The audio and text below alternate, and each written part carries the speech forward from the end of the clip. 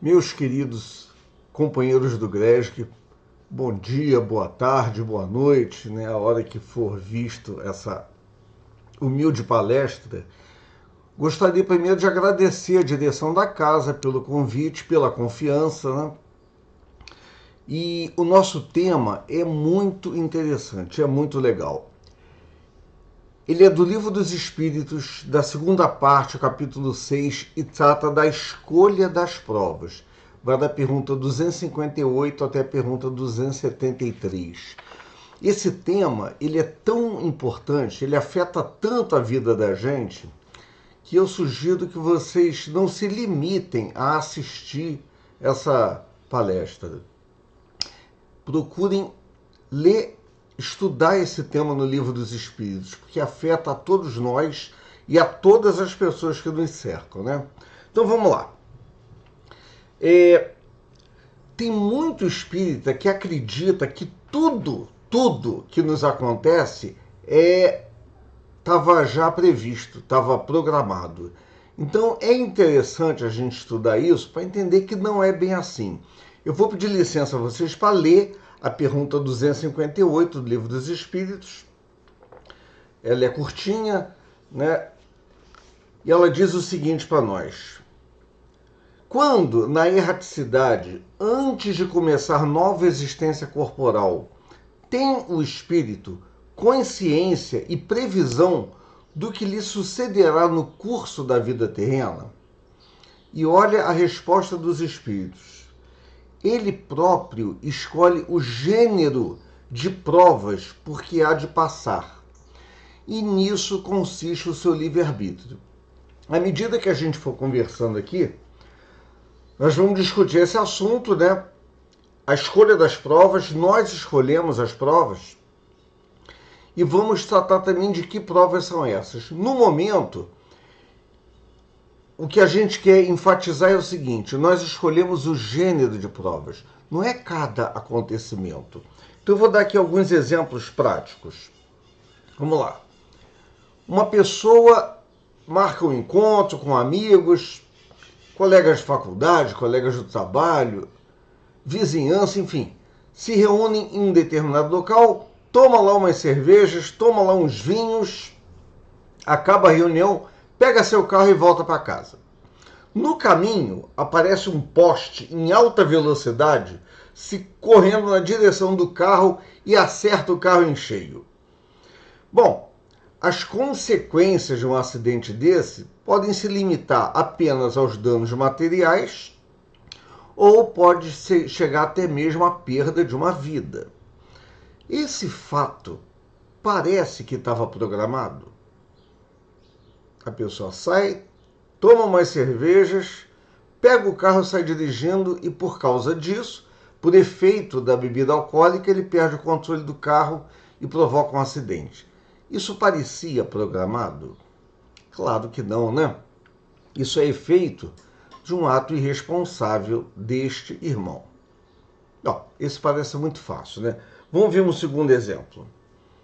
Você sofre um acidente, leva um tombo, qualquer coisa assim, e quebra uma perna.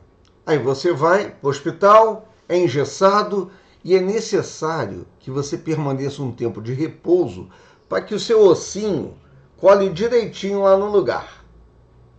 Mas você, estressado, ansioso, preocupado com o trabalho, não pode ficar em repouso, precisa rapidamente entrar em ação, o que você faz? Tira o gesso antes do tempo, começa a trabalhar, não respeita o repouso, e aí o seu ossinho, em vez de colar assim, ele cola assim, fora de posição, porque você tirou o gesso que mantinha o osso quebrado na posição. Como consequência dessa peripécia, você pode, por exemplo, ficar mancando pro resto da vida. Ou pode sentir dor pro resto da vida. E aí? Você acha que isso era um assunto, era uma situação que estava programada? Claro que não, né? Foi efeito da displicência da pessoa, porque não pode parar um minuto. tudo é mais importante do que a saúde, ele não pode parar para se recuperar. Esse é um outro exemplo. Vamos ver o terceiro exemplo? Vamos lá. Você programa na vida espiritual que vai se encontrar com determinada parceira, com determinado parceiro, vocês vão se casar, vão ter 2 filhos que estavam programados, fazia parte da sua programação encontrar aqueles 2 espíritos na condição de filhos, com quem você possivelmente precisaria se reharmonizar. E aí o que é que você faz?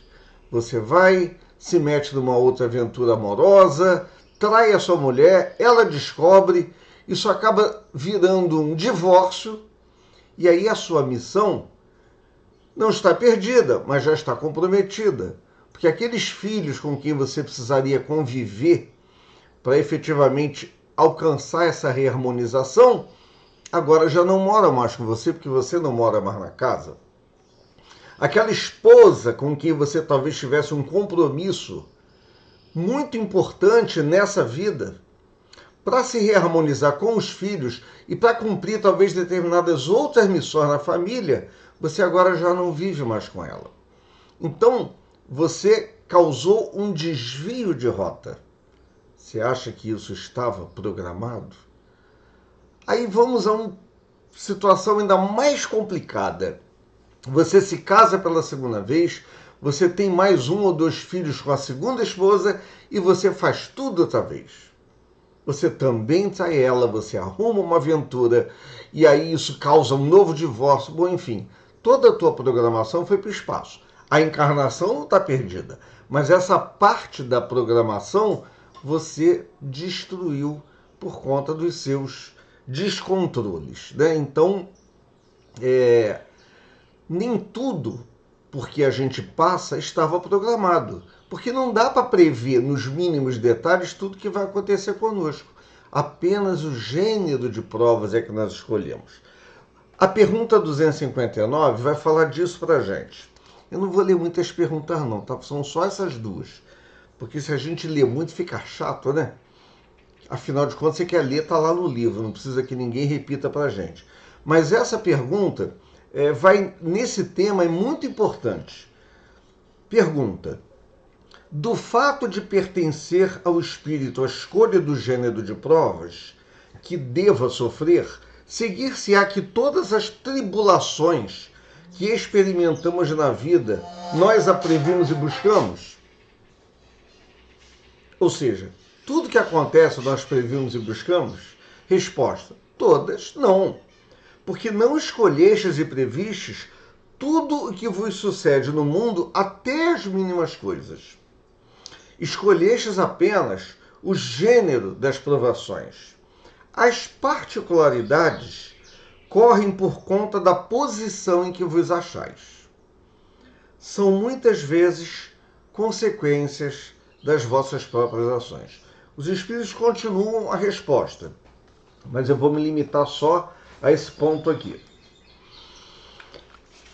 Vamos verificar, então, alguns gêneros de prova que nós possamos eventualmente escolher. Um detalhe importante aqui. A nossa visão da vida, enquanto estamos na erraticidade, enquanto nós somos espíritos, programando a existência, escolhendo essas provas, geralmente ele é muito diferente da nossa visão quando estamos aqui, encarnados na crosta, né? Muita coisa que lá no mundo espiritual a gente considera absolutamente desnecessário, quando a gente chega aqui, vive a vida material e acha que aquilo sim, aquilo é que é importante para a nossa vida, né?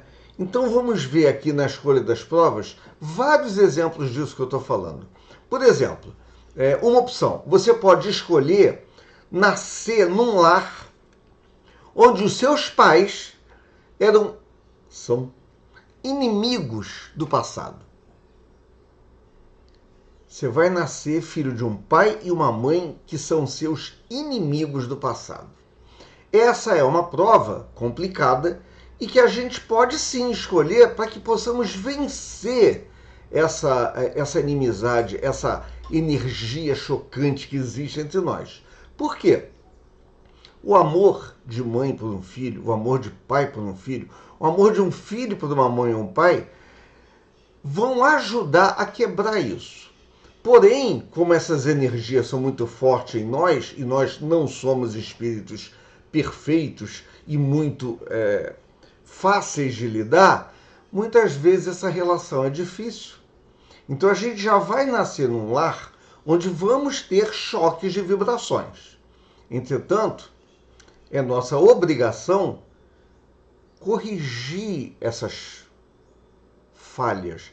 É nossa obrigação nos reharmonizarmos com todos os irmãos. Imagina com aquele que é nosso filho, ou nosso pai ou nossa mãe nessa vida. Então essa é uma prova que nós podemos escolher.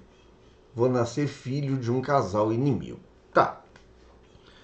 Outra coisa, que é meio parecido, só que em outra posição, é você receber como esposa ou como filhos justamente aquelas pessoas que você colaborou para a queda delas no passado, ou que te fizeram cair.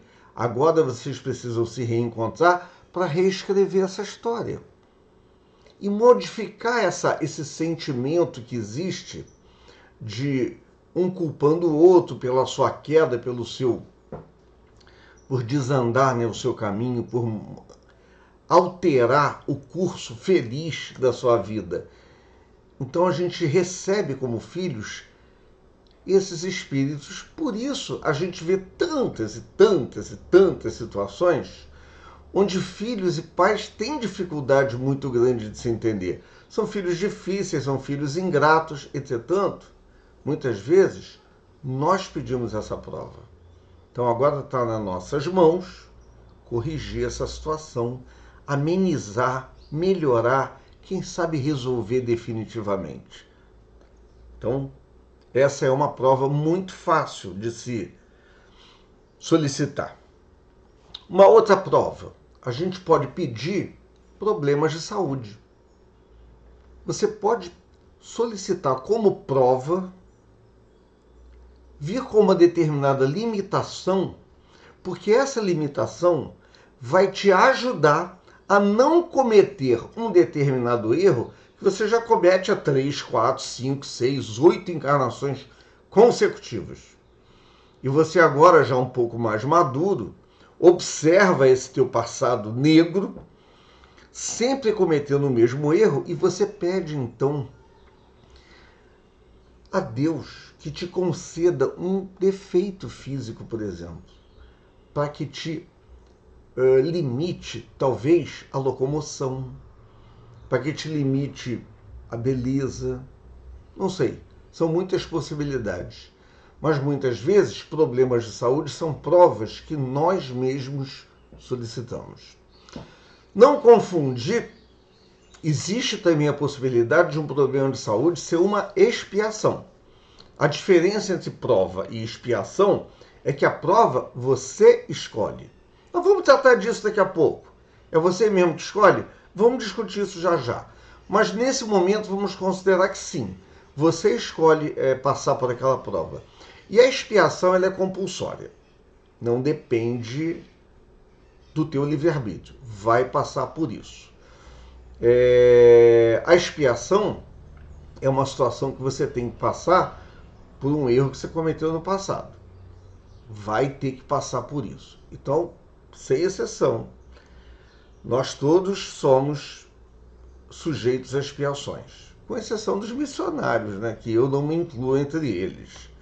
Mas fora isso, todos nós temos graves erros do passado e por isso enfrentamos sim terríveis expiações. Mas vamos lá, nós estamos tratando de escolha das provas. Então você pode escolher um problema de saúde como uma prova. Outra possibilidade, essa é muito interessante, essa é muito legal da gente pensar a respeito, é a questão financeira. Você pode solicitar como prova vir numa vida bastante difícil financeira, com graves dificuldades a vida toda. Pode passar por isso. E aí a gente entende facilmente que isso é uma prova, né? Entretanto, uma das provas mais complicadas, muita gente afirma que essa é a prova mais difícil que o ser humano passa, é a prova da riqueza. Gozado, né? A gente fala que a riqueza é uma prova. Porque quando nós estamos aqui encarnados, a gente persegue a tal da riqueza.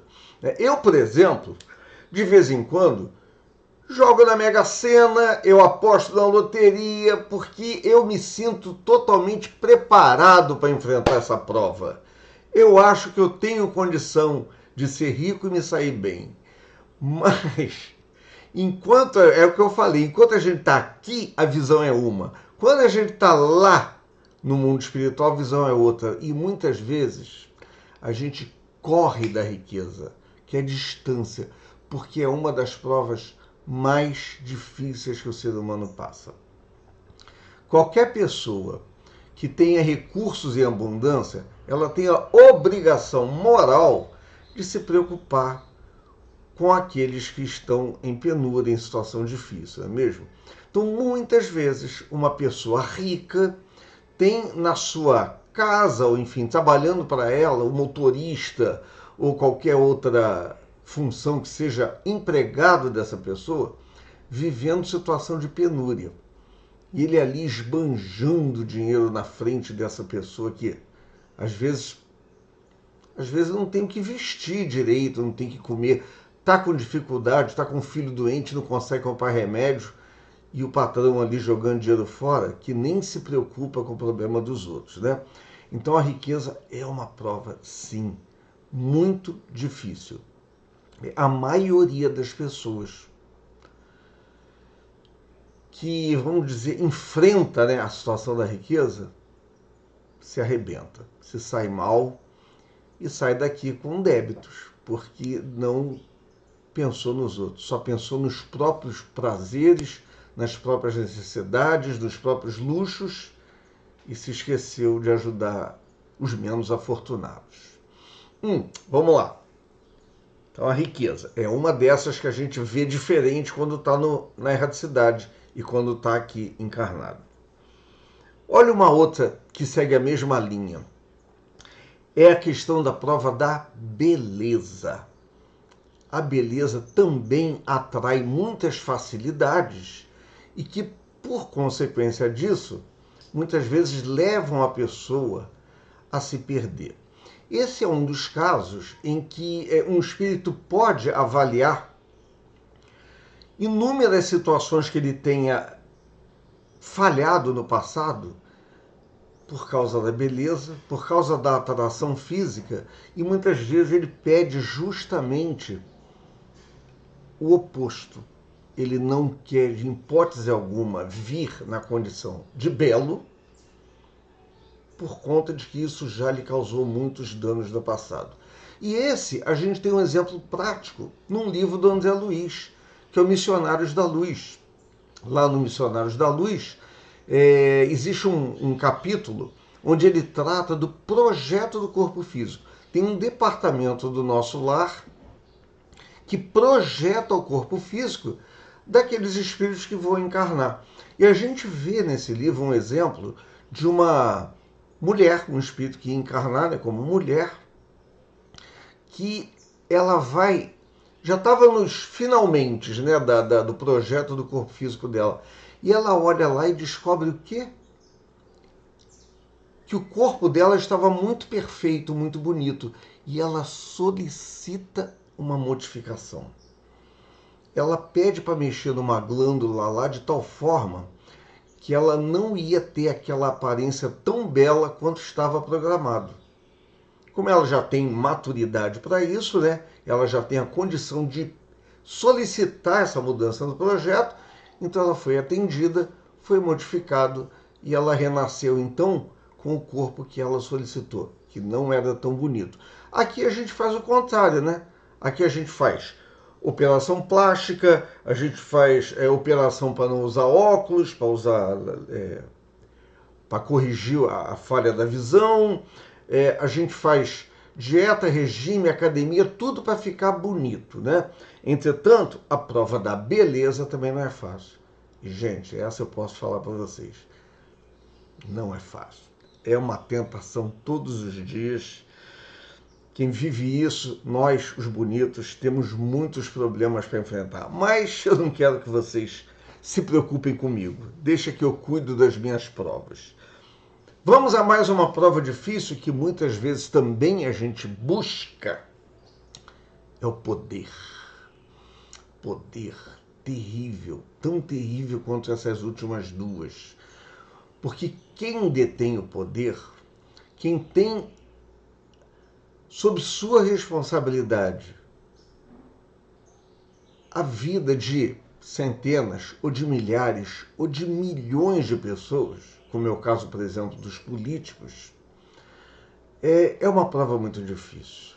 Quando você precisa administrar o dinheiro público e deveria fazê-lo em prol da população, e em vez disso você acaba se beneficiando os seus amigos, colegas, cupinchas, quando você se cerca de muitos e muitos e muitos benefícios que só você, os políticos, têm, o resto da população não tem, você está incorrendo numa falha grave, complicada, e vai ter que lidar com isso mais tarde. Então, o poder, eu falo de políticos, mas qualquer pessoa que tenha um cargo de gerência numa empresa, que seja diretor de uma empresa, e quanto maior a empresa, né, maior o número de pessoas pelas quais as suas ações vão incidir, as suas decisões vão influenciar a vida de centenas ou de milhares de pessoas, dependendo do tamanho da empresa. Então, a questão do poder também é uma prova difícil. Eu, por exemplo, eu particularmente não gostaria de ter que lidar com essa prova, porque eu tenho receio. Eu não sou um espírito puro, então eu tenho receio, sim, de não me preocupar com todas as forças que deveria com a população, se eu fosse um político, por exemplo. Prefiro nem correr o risco. Outra possibilidade de prova, essa é mais delicada, né? Você pode escolher nascer num meio difícil, nascer num meio, por exemplo, onde tem muito criminoso. Observa o seguinte, você não escolhe como prova ser criminoso, isso não existe, né? Qualquer pessoa que opte pelo caminho, seguir pelo crime, é livre-arbítrio próprio, é decisão própria. Ninguém programa um absurdo desse. Mas você pode programar nascer num meio onde o crime vai tentar te arrastar, tentar te levar nessa direção, e a prova justamente é você resistir. Provar que você é suficientemente moralizado para resistir a aceitar um arrastamento para o crime e para uma vida de conquistar, por exemplo, riquezas sem ter que se esforçar tanto por elas, né? Bom, a pergunta 260 trata disso. Eu não vou lê-la, mas é a pergunta seguinte, né? Eu li a 258 e a 259, e a 260 trata dessa possibilidade. Um detalhe importante. No plano espiritual, a gente costuma considerar esses prazeres que a gente tem aqui na vida terrena como prazeres grosseiros. Então, aqui na vida terrena, o que a gente quer? A gente quer ir a restaurantes bacanas, comer muito bem, a gente quer, viajar pelo mundo, que é muito interessante, né? É um prazer que todo mundo tem, né? Viajar pelo mundo, conhecer novas culturas, ver paisagens maravilhosas.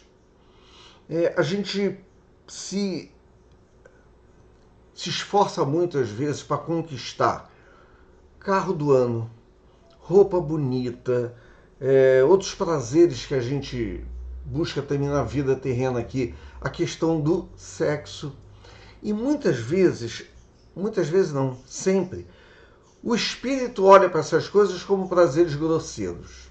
Então, muitas vezes, um espírito escolhe passar por uma vida bastante angustiosa, com dificuldade financeira, com problema de saúde, com filhos difíceis, toda uma vida muito difícil, na esperança dele justamente mais rapidamente alcançar um estado melhor de espírito. Então, muita gente que a gente olha assim, puxa, mas que vida danada de difícil que essa pessoa tem. Tudo parece que concorre contra, né, a felicidade dela. No entanto, você vê pessoas assim passar pela vida sem reclamar, sem queixa, com fé em Deus, acreditando que todas aquelas dificuldades vêm para ajudar. Essas pessoas têm mais consciência. Outras pessoas menos conscientes, o que fazem? Reclamam da vida. Dizem que nada dá certo na vida deles, que tudo que eles tentaram dá errado, que o marido não colabora, a esposa não colabora, os filhos não são bons e não teve oportunidade na vida, não pôde estudar, enfim. Tem gente que só reclama. E essa é a pior forma de você enfrentar as provas que escolheu. É reclamando, é sendo resmungão, reclamando. Tem gente que reclama até da administração da bondade de Deus. Eu já vi mais de uma vez pessoas falarem, eu não sei o que está acontecendo. Você vê aí que pessoas maravilhosas, pessoas boas estão morrendo. A gente acabou de ver o Papa Francisco, né, se despedir aqui da vida terrestre. E tem muita gente que fala, pessoas boas morrem. No entanto, a gente vê bandido sendo solto, vê gente se dando bem, pessoas cometendo erros graves aí e vivendo na riqueza. Eu acho que tem alguma coisa errada aí com as forças divinas. É muito curioso, né? Como é que pessoas se julgam em condições de poder fazer uma análise da bondade divina e do destino dos acontecimentos. Então, muitas vezes, uma experiência muito angustiosa é solicitação do espírito para alcançar uma posição melhor, para ele queimar etapas mais rápido. Cada vez que a gente vence uma encarnação, cada vez que a gente passa pelas dificuldades com louvor e consegue nos reharmonizar com espíritos que foram inimigos do passado, cada vez que a gente, ao deixar o corpinho aqui, encontrar muita gente chorando porque você era querido, cada vez que você passa por isso, você venceu uma encarnação. Então, se você não deixar pessoas magoadas, pessoas com raiva, pessoas que estão, graças a Deus que esse se foi, cada vez que você evita isso daí, você é um vencedor na encarnação e conquista um lugar melhor. Com certeza, a sua próxima encarnação já está plantado sementes mais agradáveis, já são sementes mais felizes que você vai colher, né? Que vão germinar e você vai colher. Bom, vamos lá. Uma das coisas que eu falei que a gente ia discutir. Todos os espíritos escolhem o gênero de provas por que vai passar? E a pergunta 262 trata disso. Todos os espíritos escolhem o gênero de provas? Não. Somente aqueles que já atingiram maturidade suficiente para isso. E aqueles que ainda não têm maturidade para isso? Aqueles que na hora de escolher as provas, se tivesse essa possibilidade, eles iam escolher ser ricos, bonitos, que tudo vai dar certo, vai ser atraente.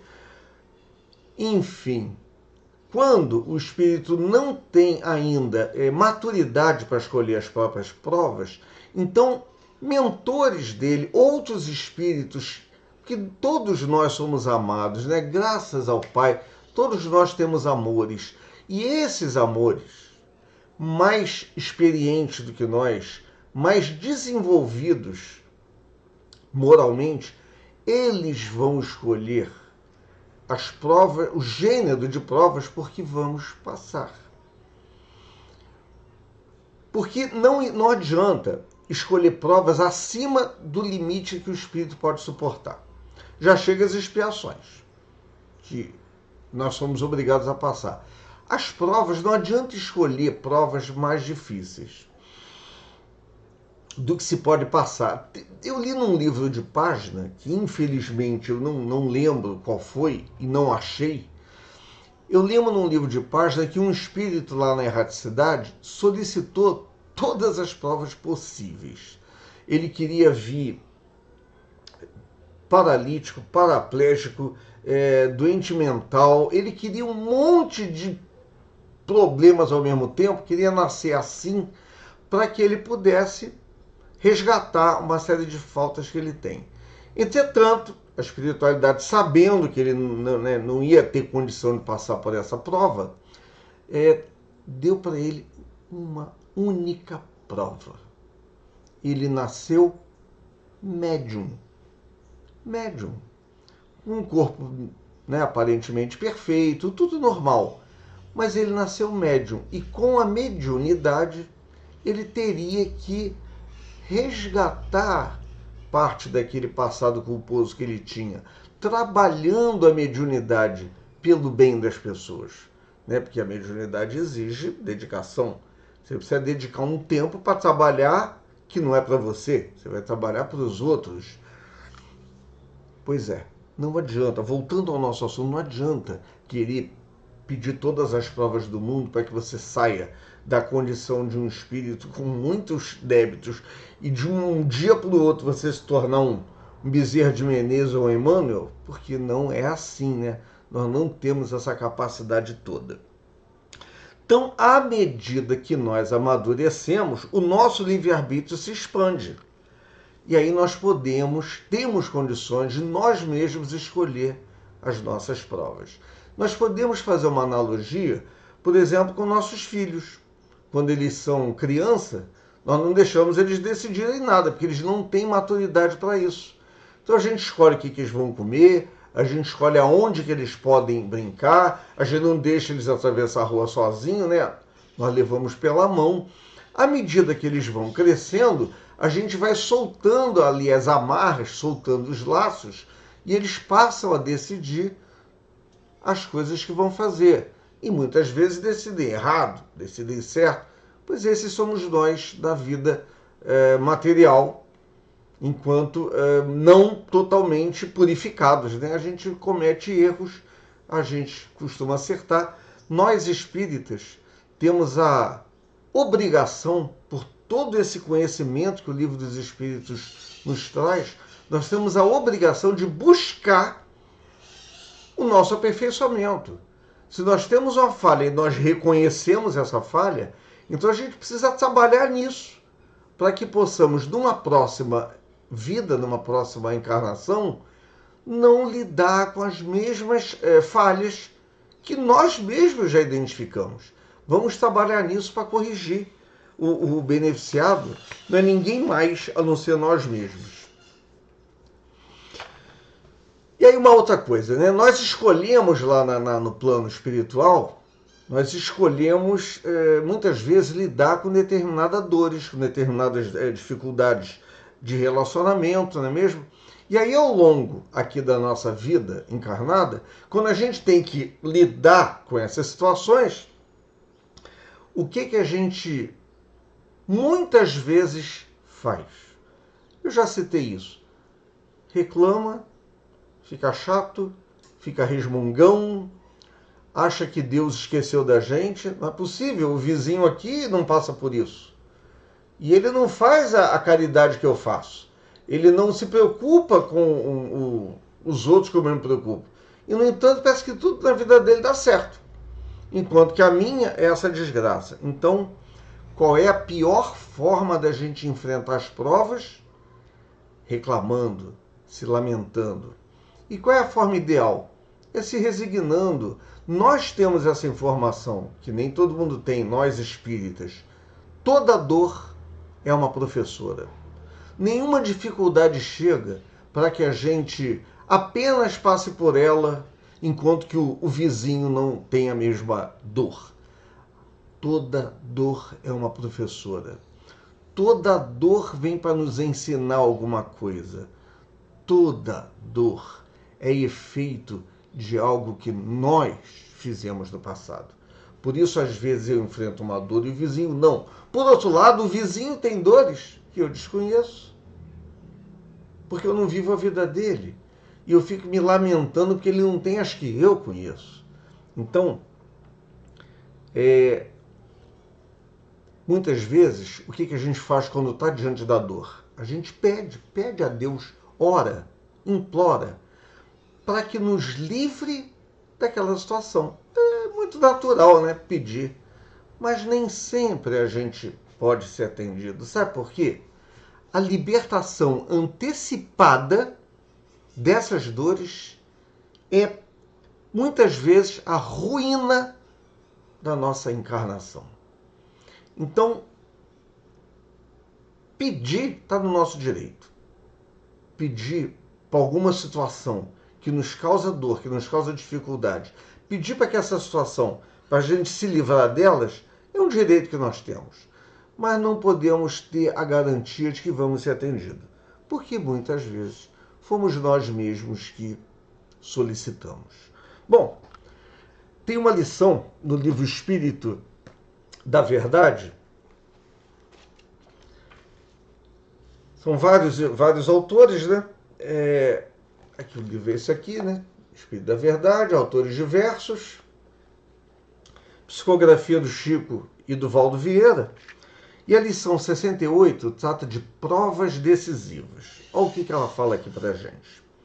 Clamas contra o infortúnio que te visita e desespera-te, sem reação construtiva ante as horas de luta. Falaram-te do Senhor e dos aprendizes abnegados que o seguiram, nas horas primeiras, na senda marginada de prantos e sacrifícios. Ou seja, os primeiros seguidores do Cristo, todos nós sabemos, foram imolados, foram sacrificados, foram para a arena, comidos por leões, né? Tudo isso. E o que o Espírito diz aqui para a gente? Queres, porém, comungar-lhe a paz e viver em menor esforço. Todavia, quase todos os grandes vultos da humanidade, em todas as épocas e em todos os povos, passaram pelo tempo das provas decisivas. Se não observemos, Cervantes ficou paralítico da mão esquerda e esteve preso sob acusação de insolvente, mas sobrepairou acima da injúria e legou um tesouro à literatura da terra. Esse foi Cervantes. Shakespeare sentiu-se em tão grande penúria que se achou um dia a incendiar um teatro tomado de desespero. Entretanto, superou a crise e deixou no mundo obras-primas inesquecíveis. Victor Hugo esteve exilado durante 18 anos. Victor Hugo era francês, certo? Esteve exilado durante 18 anos. Todavia, nunca abandonou o trabalho e depois o corpo físico no solo de sua pátria, sob a admiração do mundo inteiro. Faraday, na mocidade, foi compelido a servir na condição de ajudante de ferreiro, de modo a custear os próprios estudos.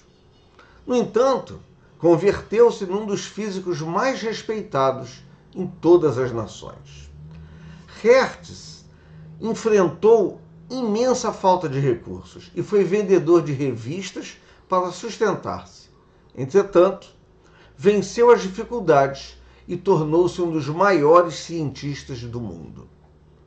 De igual modo, entre os espíritas, as condições de existência terrestre não têm sido outras. Agora a gente adora, né? Vamos falar dos espíritas. Na França, Allan Kardec sofreu por mais de uma década insultuoso sarcasmo da maioria dos contemporâneos. Vale lembrar que Kardec era um pedagogo, né? O professor Hippolyte Léon Denisard Rivail era um pedagogo muitíssimo conceituado, né? Ele era diretor de escolas, ele era autor de diversos livros, muito adotados na Europa, né? Em vários países, principalmente na França, Mas Kardec, quando começou com esse negócio aí de doutrina espírita, ele caiu em descrédito, era uma coisa nova.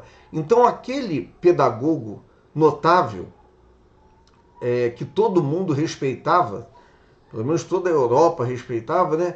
Começou a virar motivo de chacota, porque começou a lidar com espíritos, já achavam que ele estava maluco, etc, etc. E, no entanto, Kardec deixou para a gente essa obra espetacular, que ele escreveu em 1857, a primeira obra, né, o Livro dos Espíritos, e até hoje, por mais que o mundo tenha mudado, por mais que a tecnologia tenha se desenvolvido absurdamente de lá para cá, não tem nada no Livro dos Espíritos que a gente diga, nesse ponto, Kardec estava enganado. Até hoje. Olha, são 160 e tantos anos aí e nada que ele escreveu estava errado. Hoje a gente tem noção de que esse espírito era um espírito evoluidíssimo, né? Era uma luz do mundo. Mas na época, quem é que sabia disso, né? Então, repetindo, na França, Allan Kardec sofreu por mais de uma década insultuoso sarcasmo da maioria dos contemporâneos. Contudo, jamais desanimou, entregando à posteridade o luminoso patrimônio da codificação. Na Espanha, Amália Domingos Soler, ainda em plenitude das forças físicas, tolerou o suplício da fome, na flagelação da cegueira. Todavia, nunca duvidou da providência divina, consagrando ao pensamento espírita a riqueza de suas páginas imortais. No Brasil, chegamos no Brasil. Bezerra de Menezes, abdicando das fulgurações da política humana, não obstante a posição de médico ilustre, partiu da terra em extrema necessidade material, o que não impediu a sua elevação ao título de apóstolo. Provavelmente todos os que estão ouvindo essa palestra aqui têm conhecimento daquele momento que Bezerra de Menezes havia uma receita para uma paciente e ela diz, doutor, não tem condição de comprar esse remédio. E como o doutor Bezerra também não tinha dinheiro para dar para ela comprar o remédio, ele deu o anel dela de formatura. É só para a gente ver que até esses luminares passaram por dificuldade. Quem somos nós para querer ter o direito de passar a vida aqui sem tribulações, né? Terminando. Em razão disso, não te deixes vencer pelos obstáculos. A resignação humilde a misturar lágrimas e sorrisos, anseios e ideais, consolações e esperanças, constrói sobre a criatura invisível auréola de glória, que se exterioriza em ondas de simpatia e felicidade.